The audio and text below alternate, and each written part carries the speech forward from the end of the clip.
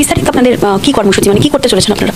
ইতিমধ্যেই এই দখলদার ফ্যাসিস্ট অবৈধ গণতান্ত্রিক সরকারের বিরুদ্ধে চলমান আন্দোলনের অংশ হিসেবে 30 তারিখ পর্যন্ত বাংলাদেশের সমস্ত জেলা উপজেলা পর্যায়ে বিক্ষোভ প্রতিবাদ এবং প্রতিরোধ অনুষ্ঠিত হবে এবং এই আন্দোলনকে চূড়ান্ত ধাপে অবতীর্ণ করার জন্যই সংগঠন প্রস্তুত হচ্ছে গণমানুষকে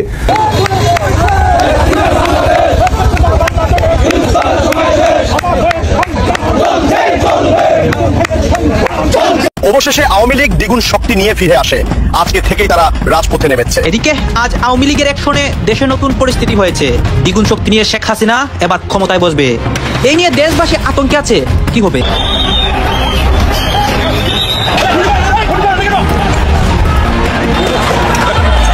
ফের তীব্র আন্দোলনের হুঁশিয়ারি দিল আওয়ামী লীগ। ডক্টর ইউনূসের পদত্যাগের দাবি, আন্তর্জাতিক অপরাধ ট্রাইব্যুনাল শেখ হাসিনাকে মৃত্যুদণ্ড দেওয়ায় বাংলাদেশের রাজনৈতিক অস্থিরতা তীব্রতর হয়েছে। প্রিয় দর্শক, এই মাত্র পাওয়া সর্বশেষ গরম বাংলা সংবাদ। প্রথমে ভিডিওর বিশেষ কিছু অংশ দেখে হয়তোবা আপনারা বুঝতে পেরেছেন ভিডিওটি অত্যন্ত গুরুত্বপূর্ণ হতে চলেছে। তো দর্শক, আজকের এই ভিডিওটি দেখলে এখান থেকে অনেক মূল্যবান তথ্য জানতে পারবেন। তাই আপনাদের কাছে অনুরোধ, ভিডিওটি স্কিপ না করে সম্পূর্ণ মনোযোগ সহকারে স্ক্রিনের মাধ্যমে দেখে আসি। কি দেখতে পেলেন? এটাই হচ্ছে বাংলাদেশ আওয়ামী লীগ। নেত্রী দেশে নেই, তবুও শুধুমাত্র কথার মাধ্যমেই রাজপথ দখল করে দিতে পারে আওয়ামী লীগ, রাজপথ অচল করে দিতে পারে আওয়ামী লীগ। এটার নামই হচ্ছে বাংলাদেশ আওয়ামী লীগ। এটা হচ্ছে ভাসানীর আওয়ামী লীগ, এটা হচ্ছে বঙ্গবন্ধু শেখ মুজিবুর রহমানের আওয়ামী লীগ। এই আওয়ামী লীগের হাত ধরেই রাজাকার নিপাক জাতদের দমন করা হয়েছিল, বাংলাদেশের মাটি থেকে এদেরকে উৎখাত করা হয়েছিল। বাংলাদেশে পুনরায় 30শে নভেম্বর থেকে শুরু করে টানা, মানে কোনো বাধা হবে না, মাঝখানে কোনো গ্যাপ হবে না। 30শে নভেম্বর থেকে শুরু করে সরকার পতনের আন্দোলন শুরু বাংলাদেশ আওয়ামী লীগের। বাউল সম্প্রদায়ের উপর যেভাবে আক্রমণ হলো, যে ঘটনা ঘটছে, এবং তারপরে প্রকাশ্যে কিছু অর্গানাইজেশনের তরফ থেকে বলে দেওয়া হচ্ছে যে তারা আলটিমেটলি মানবতা বিরোধী কাজ করছেন এবং ধর্ম অবমাননা করছেন, বাউলদের উপর বিভিন্ন রকম দাগিয়ে দেওয়ার চেষ্টা হচ্ছে। এটার কাউন্টার কি আওয়ামী লীগ করবে, ছাত্রলীগ করবে? এই গভর্নমেন্টটাই আসলে এই পুরো নির্যাতন দমন পীড়নের উপর প্রতিষ্ঠিত। এই গভর্নমেন্ট আমরা বারবার এর আগেও বলেছি যে এটি এমন একটি গভর্নমেন্ট যেটা government of the mob, for the mob, by the mob. এটি সত্যিকার অর্থে কোনো সেকুলার লিবারেল ডেমোক্রেটিক রিপাবলিক না, এটা একটা তৌহিদি রিপাবলিকে পরিণত হয়েছে বাংলাদেশ। এবং যে কারণেই আজকে মৌলবাদী গোষ্ঠীগুলো আসলে বাংলাদেশের পৃষ্ঠপোষকতা দেওয়া হচ্ছে সেটি নয়, মৌলবাদী গোষ্ঠীগুলো বাংলাদেশকে নিয়ন্ত্রণ করছে। তারা আসলে ড্রাইভিং সিটে আসলে বিভিন্ন উগ্রবাদী গোষ্ঠীগুলো রয়েছে এবং সে কারণেই কিন্তু আজকে মাজার আক্রান্ত হচ্ছে। সে কারণেই আউল বাউল আমাদের সাংস্কৃতিক অঙ্গনের ব্যক্তিবর্গ, আমাদের নারীরা, আমাদের আদিবাসী সম্প্রদায়, আমাদের ভিন্ন ধর্মাবলম্বী জনগোষ্ঠী সবাই কিন্তু কোনো না কোনোভাবে আক্রান্ত হচ্ছে। যে কারণে বাংলাদেশ যেহেতু একটি টোটালি ললেস রাষ্ট্রে পরিণত হয়েছে, সে কারণে বাংলাদেশের সবাই আসলে কোনো না কোনোভাবে ভিকটিম হচ্ছে এবং যে কারণে কিন্তু এই আক্রমণের শিকারগুলো হচ্ছে। যারা হয়তো উগ্রবাদী গোষ্ঠীগুলোর ভাষায় কথা বলছে না, তারাই সেখানে লেলিয়ে দিচ্ছে। কখনো তারা সন্ত্রাসী বাহিনী লেলিয়ে দিচ্ছে, কখনো মব লেলিয়ে দিচ্ছে, কখনো আইন শৃঙ্খলা রক্ষাকারী বাহিনীকে লেলিয়ে দিচ্ছে এবং প্রত্যেকটি ক্ষেত্রে আমরা দেখছি যে যারা আক্রমণ করছে তারাই আবার উল্টো মামলা করছে এবং প্রত্যেক ক্ষেত্রেই এখন পর্যন্ত এমন একটি দৃষ্টান্ত নেই যে যেখানে এই অবৈধ দখলদার সরকার একটি পর্যন্ত পদক্ষেপ নিয়েছে যে এই নির্যাতন দমন পীড়নের ঘটনাগুলো ঘটেছে। যে কারণে এই যে ঘটনাগুলো ঘটছে, দমন পীড়ন নির্যাতনের ঘটনাগুলো ঘটছে, মাঝারি আক্রান্ত করার ঘটনাগুলো ঘটছে, প্রত্যেকটি ক্ষেত্রে আসলে এটি আসলে দখলদার সরকারের স্ক্রিপ্ট অনুযায়ী পরিচালিত হচ্ছে। এতে পরিচালনা, নির্দেশনা সবকিছু আসলে এই দখলদার সরকার নিজেই করছে। দখলদার সরকার নিজেই আসলে অপরাধী, এই সরকারটাই আসলে একটা ক্রিমিনাল গ্যাংয়ে পরিণত হয়েছে। তার কাউন্টার, কারণ ইতিমধ্যে যে প্রসেস চলছে, শেখ হাসিনার বিরুদ্ধে যে রায় হলো, আপনারা তারপর বলেছিলেন যে আপনারা মানবেন না, আপনারা কিভাবে কামব্যাক করবেন এবং ইলেকশন প্রক্রিয়াতে আওয়ামী লীগ ছাত্রলীগের রোল কি হবে? আসলে বাংলাদেশে ইলেকশন হওয়ার কোনো সুযোগই দখলদার সরকারের মাধ্যমে নেই। যেটি হবে সেটি হচ্ছে এক ধরনের সিলেকশন, এক ধরনের প্রহসনের ইলেকশন আজকে করার চেষ্টা করা হচ্ছে এবং এটি এমন একটি ইলেকশন হবে যা রায় যেমন পূর্ব থেকে নির্ধারণ করে রাখা হয়েছিল, ফলাফল আসলে পূর্ব থেকে নির্ধারণ করে নেওয়া হবে। এই আদালতে যেমন আইনি কোনো দৃষ্টিভঙ্গি, স্বচ্ছতা, নিরপেক্ষতার কোনো দৃষ্টিভঙ্গি ছিল না, ঠিক তেমনি ভাবে এমন একটি ইলেকশনের দিকে তারা এগুচ্ছে যেখানে জনগণের কোনো অংশগ্রহণ থাকবে না। এবং আরো যদি আমি পরিষ্কার করে বলি, বাংলাদেশের জনগণ আসলে নির্বাচন মেনে নেবে না, বাংলাদেশের জনগণ আসলে নির্বাচন হতে দেবে না। কারণ যে নির্বাচনের দিকে এগুচ্ছে দখলদার সরকার, এই নির্বাচনের ফলাফল আসলে ইলেকশন কমিশন দেবে না। এই নির্বাচনের ফলাফল আসবে বিএনপি পার্টি অফিস থেকে, জামায়াতের পার্টি অফিস থেকে, এনসিপির পার্টি অফিস থেকে, লন্ডন থেকে, করাচি থেকে। তো যে কারণে যে নির্বাচন বাংলাদেশ ইনক্লুসিভ হবে না, যে নির্বাচনে বাংলাদেশের সংখ্যাগরিষ্ঠ জনগোষ্ঠীর প্রতিনিধিত্ব করে আওয়ামী লীগ থাকবে না, যে নির্বাচনে বাংলাদেশের মানুষের স্বাধীনভাবে পছন্দ করার স্বাধীনতা থাকবে না, সেই নির্বাচন বাংলাদেশে কোনো বৈধতা পাবে না। সেই নির্বাচন জনগণের দিক থেকে রাজনৈতিক বৈধতা, সাংবিধানিক দৃষ্টিভঙ্গি থেকে আইনি বৈধতা এবং নিরপেক্ষ সত্যতার দৃষ্টিভঙ্গি থেকে আন্তর্জাতিক গ্রহণযোগ্যতা কোনোটি আসলে অর্জন করতে পারবে না। বাংলাদেশে এর আগেও একতরফা নির্বাচন করার চেষ্টা করা হয়েছে, সেই নির্বাচনের মাধ্যমে প্রতিষ্ঠিত সরকারকে কিন্তু বাংলাদেশের জনগণ মেনে নেয়নি। 96 সালের 15 ফেব্রুয়ারি বিএনপি তরফা নির্বাচন করেছিল এবং সেই নির্বাচনের মাধ্যমে গঠিত অবৈধ সরকার কিন্তু বাংলাদেশে 1 মাসের বেশিও তারা মেয়াদ টিকতে পারেন, যে কারণে কোনো ফেব্রুয়ারি নির্বাচনই বাংলাদেশ আসলে টিকবে না। আওয়ামী লীগ ছাড়া কোনো গণতান্ত্রিক নির্বাচন বাংলাদেশে সম্ভব নয়, বাংলাদেশের জনগণ সেটি বিশ্বাস করে না এবং এই প্রহসনের নির্বাচন যদি বাংলাদেশে করার চেষ্টা করা হয় তাহলে বাংলাদেশের স্থিতিশীলতা এবং ডেমোক্রেটিক ট্রানজিশন কোনো দিয়ে আসলে আসবে না। আপনারা ফাইট ব্যাক করবেন? অবশ্যই আমরা একটা লড়াইয়ের মধ্যে আছি এবং আমরা আসলে লড়াইয়ের শেষ ধাপে আছি বলে আমরা মনে করি এবং সেই লড়াইয়ের প্রথম ধাপ হচ্ছে দখলদার সরকারের বিদায়ের পথটা প্রশস্ত করা এবং সেই লক্ষ্যেই কিন্তু আমরা আমাদের আন্দোলনকে বেগবান করার চেষ্টা করছি। মানুষের অংশগ্রহণ বাড়ছে, মানুষের সক্রিয়তা বাড়ছে, মানুষের ক্ষোভ বাড়ছে, মানুষের প্রতিবাদ প্রতিরোধের স্ফুলিঙ্গ বাড়ছে, কারণ দেশটাই আসলে কারাগারে পরিণত হয়েছে। বাংলাদেশের সকল নাগরিক আসলে কোনো না কোনো মামলার আসামিতে পরিণত হয়েছে। বাংলাদেশের জনগণের জীবন জীবিকা নিরাপত্তা প্রত্যেকটি ক্ষেত্রে আসলে কুক্ষিগত হয়েছে। বাংলাদেশের সার্বভৌমত্ব, আমাদের নিরাপত্তা সবকিছু কম্প্রোমাইজ হয়েছে এবং যে কারণেই বাংলাদেশের জনগণের জীবন জীবিকা, স্বাধীনতা, আত্মমর্যাদা এবং গণতন্ত্র পুনরুদ্ধার করার স্বার্থে আসলে এই আন্দোলনকে চূড়ান্ত ধাপে উত্তীর্ণ করার কোনো বিকল্প বাংলাদেশে নেই। যে কারণে আজকে আমি মনে করি যে আমাদের সংগ্রামকে একেবারে খুবই শক্তিশালী জায়গায় যাওয়ার দিকেই আসলে বাংলাদেশের বিদ্যমান বাস্তবতা ঠেলে দিচ্ছে, যেই বাস্তবতায় আসলে মানুষ প্রতিরোধ গড়ে তুলবে। শুধুমাত্র অবৈধ কর্তৃপক্ষকে না বলবে না, শুধুমাত্র দখলদার সরকারকে সমস্ত ধরনের যেভাবে প্রতিরোধ গড়ে তোলা যায় সেটির মধ্যে সীমাবদ্ধ থাকবে না। বাংলাদেশের সমস্ত নাগরিক এই সক্রিয়ভাবে এই দখলদার সরকারের কাছ থেকে সমর্থন প্রত্যাহার করে নিয়ে সক্রিয় বিরোধিতার দিকে অবতীর্ণ হবে। প্রত্যেকটা মানুষ এই জায়গা থেকে ভূমিকা রাখবে। আমাদের পেশাজীবী যারা রয়েছেন তারা দখলদার সরকারকে সহযোগিতা করবে না, কৃষক শ্রমিক যারা রয়েছেন তারা প্রতিবাদ প্রতিরোধ গড়ে তুলবে। আমাদের শিক্ষা প্রতিষ্ঠানের শিক্ষার্থীরা, তরুণেরা যাদের ভবিষ্যৎ নিয়ে আজকে ছিনিমিনি খেলা হচ্ছে, তারা রাজপথে দুর্বারভাবে এর জবাব দেবে এবং এটির মধ্য দিয়ে আমাদের আসলে একটা ব্যাপক জনসমর্থন ভিত্তিক একটা প্রতিরোধী গণতান্ত্রিক আন্দোলন বাংলাদেশে হবে এবং এটি আমি মনে করি যে দখলদার সরকারের সমস্ত আস্তানা ঘুরিয়ে দিবে, অবৈধ কর্তৃপক্ষের নিশানা বাংলাদেশ থেকে মুছে দেবে এবং বাংলাদেশে আবারও জনগণের মালিকানা প্রতিষ্ঠিত করবে। 30 তারিখের কর্মসূচিতে পার্টিসিপেট করার জন্য বাংলাদেশের মানুষকে কিছু বলতে চান? আজকে বাংলাদেশের সমস্ত স্তরে জনগণের প্রতি আহ্বান থাকবে যে লড়াইয়ের মধ্যে আমরা আছি, এটি শুধুমাত্র কোনো রাজনৈতিক দলের লড়াই নয়, এটি গণতন্ত্রের জন্য লড়াই। যে সংগ্রামের মধ্যে আছে এটি বাংলাদেশের জনগণের আত্মমর্যাদা প্রতিষ্ঠার লড়াই। এটি অবৈধ কর্তৃপক্ষকে হটিয়ে বাংলাদেশে গণতন্ত্র এবং বৈধ কর্তৃপক্ষ প্রতিষ্ঠার লড়াই। যে কারণে যেখানে যে অবস্থায় আছেন সেখান থেকে প্রতিরোধ গড়ে তুলতে হবে, এই দখলদার সরকারকে অসহযোগিতা করতে হবে, সমস্ত ধরনের সমর্থন প্রত্যাহার করে নিতে হবে এবং দখলদার সরকার যেন অকার্যকর, যেই দখলদার সরকার একটা অকার্যকর ব্যর্থ রাষ্ট্র বাংলাদেশে গড়ে তুলেছে সেই সরকারকে আসলে অকার্যকর করে দিয়ে বাংলাদেশের জনগণের সরকার প্রতিষ্ঠিত করতে হবে। যে কারণে ছাত্র, শ্রমিক, পেশাজীবী, চাকরিজীবী, ব্যবসায়ী, সিভিল সোসাইটির প্রতিনিধিবৃন্দ, তরুণ প্রজন্ম, দলমত নির্বিশেষে সবাইকে আসলে বাংলাদেশে গণতন্ত্র পুনরুদ্ধারের এই লড়াইয়ে সামিল হওয়ার জন্য আহ্বান জানাবো। কারণ বাংলাদেশের জনগণের সামনে গণতন্ত্র ছাড়া কোনো বিকল্প নেই। বাংলাদেশের জনগণ যেন স্বাধীনভাবে পছন্দ করতে পারে, বাংলাদেশের যেন লিবারেল ডেমোক্রেসি প্রতিষ্ঠিত হয়, বাংলাদেশের যেন কম্পিটিটিভ ডেমোক্রেসি প্রতিষ্ঠিত হয়, বাংলাদেশের রাজনীতি যেন বাংলাদেশের জনগণের ইচ্ছা দ্বারা নির্ধারিত হয় এবং বাংলাদেশকে কেউ যেন আর এই শুধুমাত্র নিজেদের ব্যক্তিগত গোষ্ঠীগত স্বার্থে পরিচালিত করতে না পারে, সেই লক্ষ্যে আমাদের লড়াইয়ের কোনো বিকল্প নেই। লড়াইয়ের মাধ্যমে ফয়সালা করতে হবে এবং দখলদার সরকারের আস্তানা গুড়িয়ে দিয়ে আসলে ভবিষ্যৎ বাংলাদেশের ভিত্তি আমাদেরকে তৈরি করে নিতে হবে। ছাত্রলীগের কর্মীদের এখনো দেখা যাচ্ছে যে খুন করে ঝুলিয়ে দেওয়া হচ্ছে। আপনারা সেই ছবি পোস্টও করেছিলেন। এখনো পর্যন্ত ছাত্রলীগের কর্মী সমর্থকরা মার খাচ্ছেন, তাদের খুন করা হচ্ছে। ছাত্রলীগ সভাপতি হিসেবে ছাত্রলীগের নেতাকর্মীদের উদ্দেশ্যে কি বলতে চান? বাংলাদেশ ছাত্রলীগের কর্মীরা আজকে অসম্ভব দৃঢ়তার সঙ্গে, সাহসিকতার সঙ্গে, বুকের মধ্যে বারুদ নিয়ে, দেশের প্রতি ভালোবাসা নিয়ে এবং জনগণের প্রতি গভীর মমত্ববোধ নিয়ে তারা লড়াই করে যাচ্ছে। তারা হাসতে হাসতে কারাগারে যাচ্ছে। তারা সার্টিফিকেট হারিয়েও বাংলাদেশের বার্থ সার্টিফিকেট ডিগনিটি রক্ষা করার জন্য তারা লড়াই করছে। তারা ছাত্রত্ব হারিয়েও বাংলাদেশের গণতন্ত্র পুনরুদ্ধারের জন্য কাজ করছে। তারা হয়তো শিক্ষা প্রতিষ্ঠানে যেতে পারছে না, কিন্তু বাংলাদেশের মানুষের কাছে তারা গণতন্ত্রের যে অনুশীলনের জন্য সংগ্রাম করার যে চেষ্টা সেটি তারা বেগবান করছে। বাংলাদেশের প্রিজন ভ্যান, বাংলাদেশের কারাগারগুলো আসলে আমাদের আলোকিত সাহসী তারুণ্যের একটা মুক্তির ঠিকানায় পরিণত হয়েছে। যে কারণে আমি মনে করি যে আজকে যে লড়াই ছাত্রলীগের কর্মীরা জারি রেখেছে, এই লড়াই ছাত্রলীগের কর্মীরাই শেষ করবে এবং ছাত্রলীগের কর্মীরা এই লড়াইয়ে নেতৃত্ব দেবে। আমাদের গণতন্ত্র পুনরুদ্ধারের সংগ্রামে ছাত্রলীগের কর্মীরাই চ্যাম্পিয়নের ভূমিকায় অবতীর্ণ হবে এবং তারাই খেলার ফলাফল নির্ধারণ করবে। যে কারণে আজকে যে আলোকিত তারুণ্য বাংলাদেশে তৈরি হচ্ছে, আলোকিত তারুণ্যই ভবিষ্যৎ বাংলাদেশের নেতৃত্ব দেবে।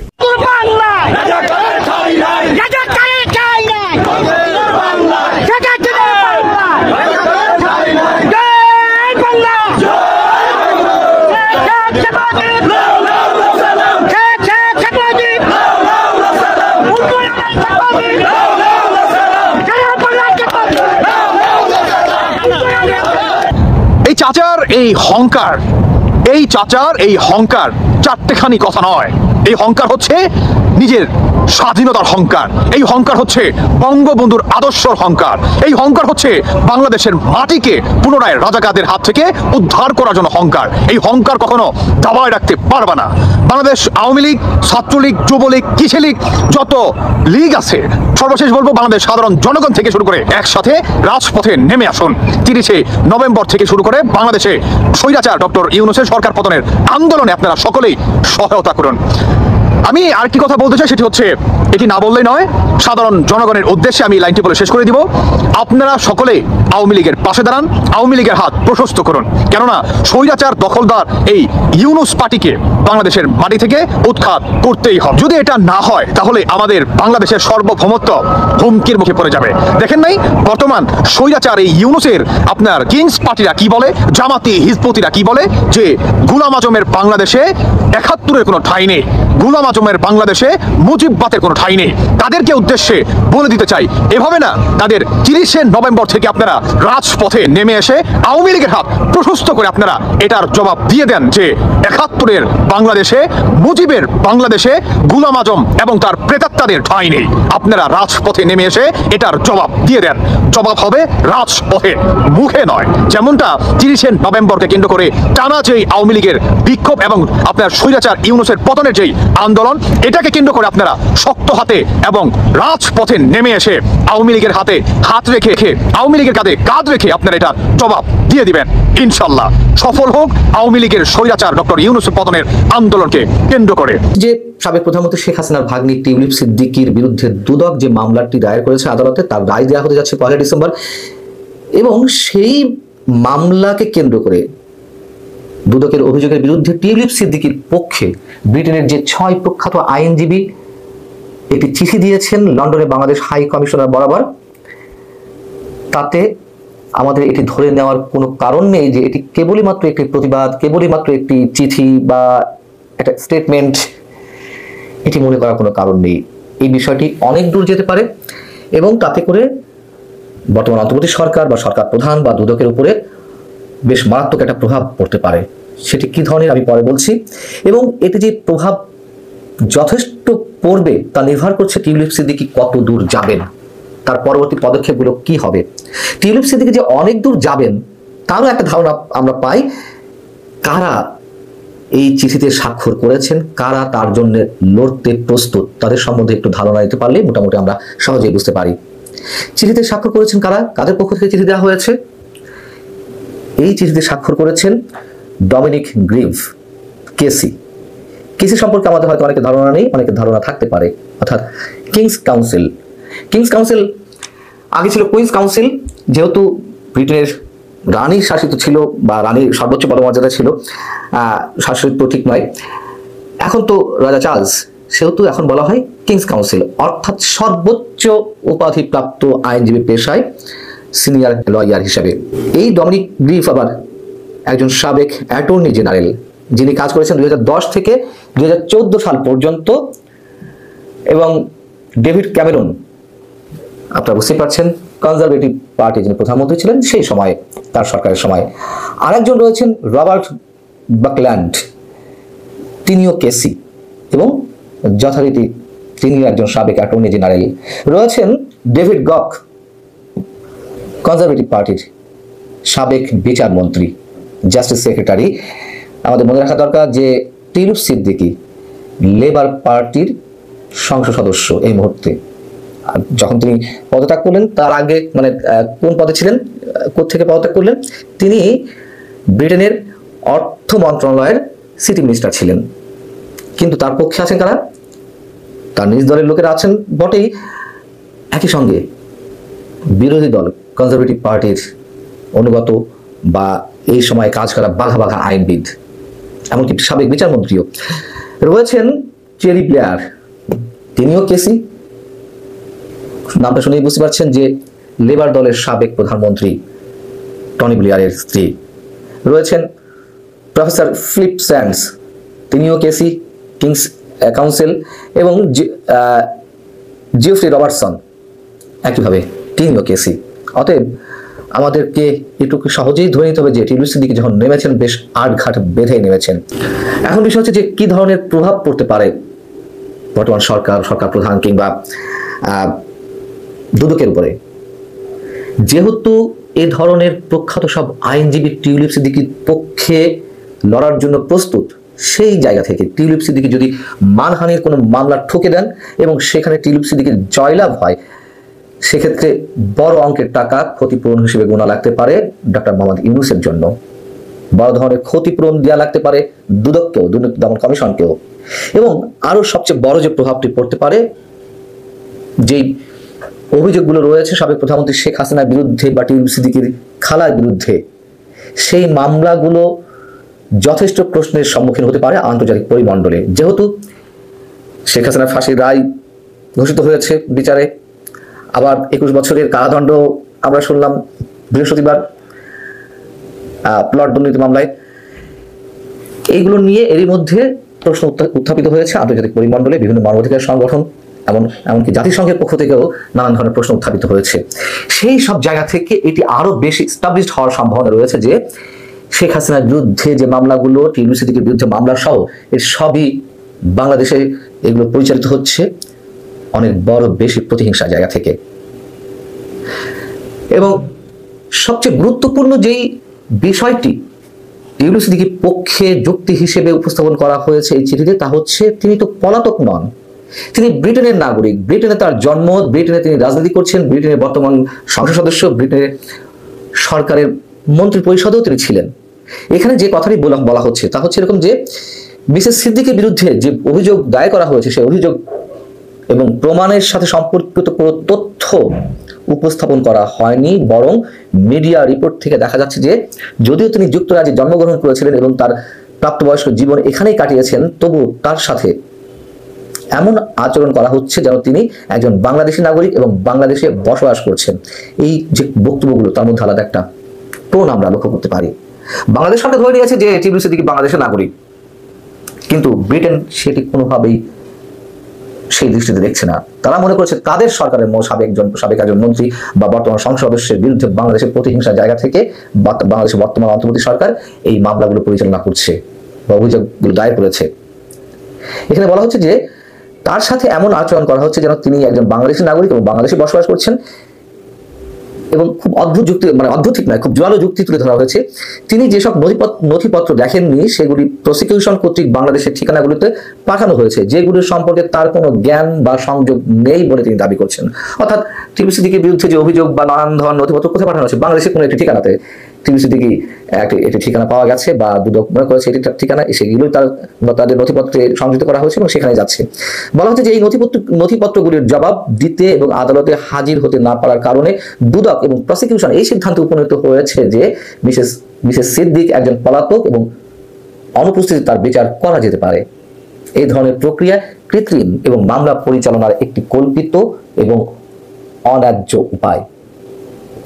যেহেতু তিনি যুক্তরাজ্যে থাকেন এবং যুক্তরাজ্যের একজন নাগরিক, তাই তিনি স্পষ্টতই পলাতক নন। তিনি একজন নির্বাচিত সংসদ সদস্য যার সাথে হাউস অফ কমন্সে যোগাযোগ করা যেতে পারে। মানে বলা যাচ্ছে যে সরকার যে আসলে এগুলো ইচ্ছাকৃতভাবে তাকে জবাব দেওয়ার সুযোগ দেওয়া হচ্ছে না, তিনি যাতে মামলায় লড়তে না পারেন সেই সুযোগগুলো দেওয়া হচ্ছে না। তিনি তো ব্রিটিশ এমপি, এটি বাংলাদেশ সরকার খুব ভালোভাবেই জানার কথা, সবাই জানে। তাহলে ব্রিটিশ পার্লামেন্টে তার ঠিকানায় কেন পাঠানো হয়নি তার চিঠিপত্রগুলো? তারা বলছেন এই 6 প্রখ্যাত আইনজীবী, যদি তার প্রত্যর্পণের জন্য উপযুক্ত কারণ থাকে তবে অভিযোগের মুখোমুখি হওয়ার জন্য তাকে বাংলাদেশে প্রত্যর্পণ করা হবে। যে যথাযথ প্রসিডিউর মেনে তার বিরুদ্ধে যত যা অভিযোগপত্র সব পাঠানো হোক, তাকে না করা হোক, এবং তিনি প্রস্তুত, তাকে পাঠানো হবে, আমরা তার হয়ে লড়ব। যুক্তরাজ্যের পার্লামেন্ট সদস্য টিউলিপ সিদ্দিকী বাংলাদেশের নাগরিকত্ব রয়েছে, একথা আবার দুদক গণমাধ্যমে জানিয়েছে। এর আগে দুদকের আইনজীবী যুক্তরাজ্য ভিত্তিক যে একটি প্রভাবশালী গণমাধ্যম ফিনান্সিয়াল টাইমসকে এই তথ্য আগে জানিয়েছিল।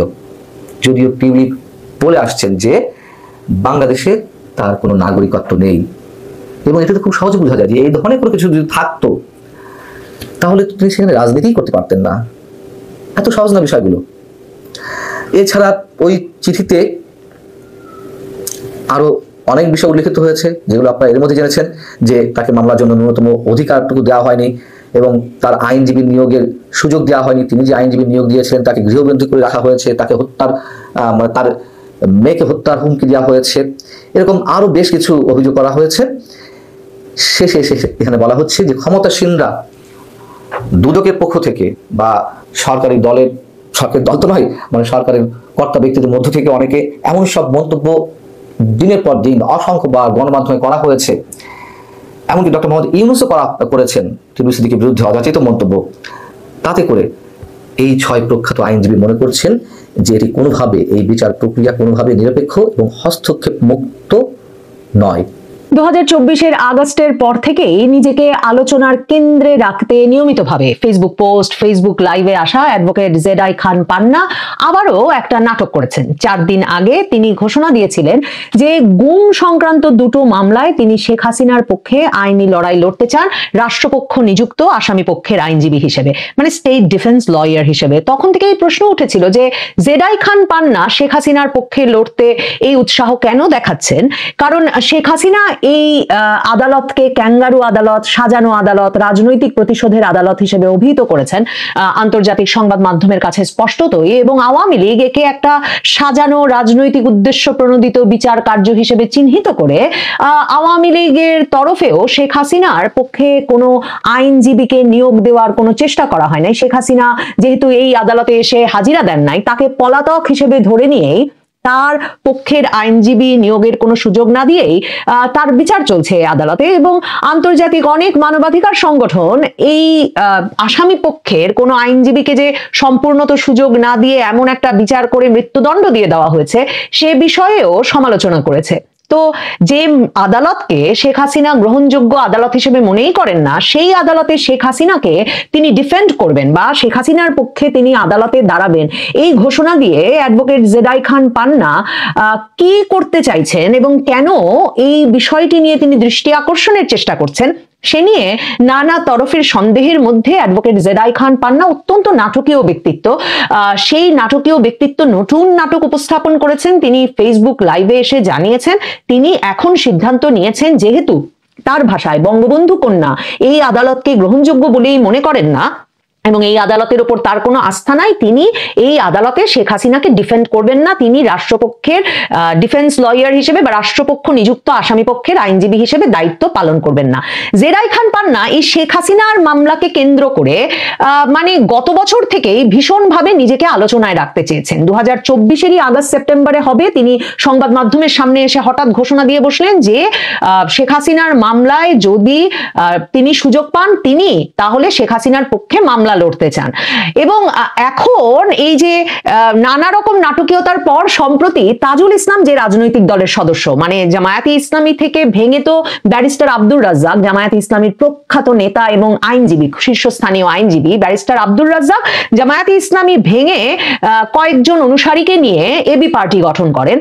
এই যে এখন ব্যারিস্টার ফুয়াদ, মুজিবুর মঞ্জু এদের যে পার্টিটা, তো সেই পার্টির একজন বিশেষ নেতা কিন্তু মানে শীর্ষস্থানীয় নেতা কিন্তু এই চিফ প্রসিকিউটর তাজুল ইসলামও, তিনিও তখন জামায়াতে ইসলামী থেকে এসে এই এবি পার্টিতে ব্যারিস্টার রাজ্জাকের সঙ্গে যোগ দেন। তো সেই এবি পার্টির নেতা মুজিবুর মঞ্জু তিনি সম্প্রতি এক টক শোতে স্পষ্ট ভাষায় এই খবর জানিয়ে দিলেন যে জেডাই খান পান্না শুধু শেখ হাসিনার আইনজীবী হতেই আন্তর্জাতিক অপরাধ ট্রাইব্যুনালে উতলা হয়ে উঠেছিলেন তাই নয়, যখন আন্তর্জাতিক অপরাধ ট্রাইব্যুনালটি পুনর্গঠিত হচ্ছিল এবং আইন সংশোধন হচ্ছিল শেখ হাসিনার বিচার যাতে সেখানে করা যায় সেজন্য, তখন নাকি এই জেডাই খান পান্না এর চিফ প্রসিকিউটর হবার জন্যও উদ্গ্রীব হয়ে উঠেছিলেন।